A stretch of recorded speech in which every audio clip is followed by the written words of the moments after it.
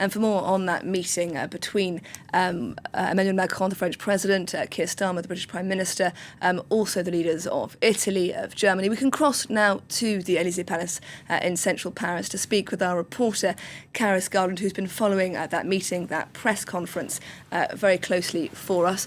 What for you, Karis, were the main things to come out of that joint press conference that we followed just now? I think the main takeaway, for me at least, was that while all of these leaders welcomed that breaking news that they got during the conference, was that there was a note of skepticism perhaps from these leaders. I mean, they stressed the fact that they want any reopening of the Strait of Hormuz to be lasting, to be secure and toll-free. They are referring, of course, to the tolls that the Iranian military is trying to charge any vessels hoping to cross the strait currently. We know that that wasn't mentioned in the announcement from the Iranian foreign minister earlier, when he said that there would be a reopening of the strait for 10 days, the duration of the ceasefire between Lebanon and Israel. We can see the French president here at the Élysée just saying goodbye to those leaders that we saw a little earlier, wrapping up the day's conference. And just as a reminder to you, there were 49 countries involved in that conference.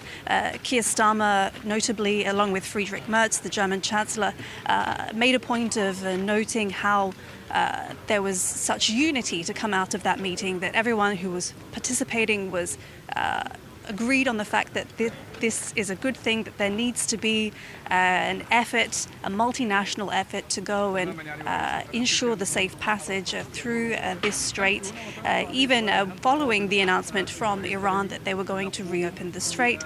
There's still a lot of concern, I think, about mines. Giorgia Meloni mentioned that also in particular. She stressed the need for, to get all of these, not only just crude tankers, but, other tankers out, carrying fertilizers notably, which she said was important for ensuring food security. And Keir Starmer also mentioned the importance of managing the economic shock that's come from the closure of the strait.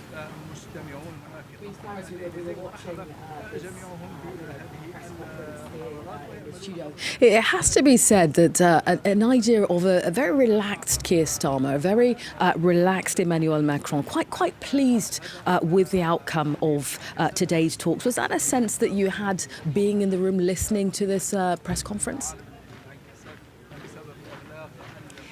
Yeah, definitely. I do think, though, that this echoes something that the two leaders are very familiar with, and that is the configuration of the coalition of the willing. So the initiative that they're leading to help Ukraine against the aggression from Russia.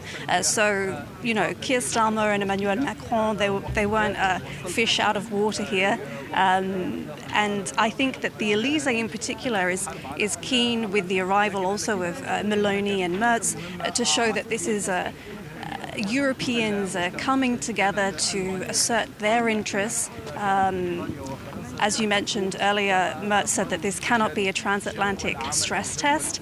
So we have heard from some analysts that say that this initiative to reopen the Strait of Hormuz when there's already a ceasefire in place is kind of these European allies trying to respond to Donald Trump, who's been very critical of the fact that they haven't joined his war against Iran or helped with the strait earlier. But, I think that this is also them trying to, perhaps on one side trying to placate the officials in Washington, also trying to take a firm stance and ensure that their interests are heard here. And Karis, you were in the room when presumably these European leaders heard the news that the Strait of Hormuz is going to be fully open until the end of this current ceasefire period. How did that news go down? What was the reaction like in the room? Well, I was with the journalists, the press, when we heard the news, and I have to say it wasn't something that we were all expecting to happen immediately.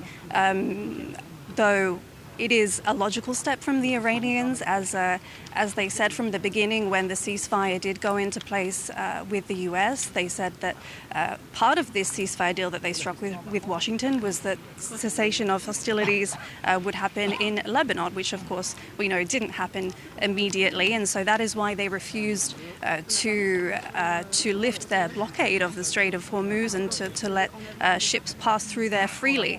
So now that we see that fighting has stopped there, we can make the logical deduction that this was the next step for Iran. What I think we need to look out for next is what the Americans do. I mean, we've heard from Donald Trump saying that the US will maintain their blockade when it comes to ships going to Iranian ports. We got a sense in that press conference earlier that this didn't go down too well with the European leaders. They welcomed, of course, the reopening by Iran, but there was that caveat that the US weren't going to leave the waters straight away. So, as we heard from Donald Trump earlier, we can expect ceasefire talks between the US and Iran to continue this weekend. We would hope, or at least imagine, that maybe this move by Iran to reopen the strait would ease hostilities a little bit, but this move by the Americans to maintain their blockade, we'll have to wait and see what comes with that. Karis Garland, thank you very much indeed, and we are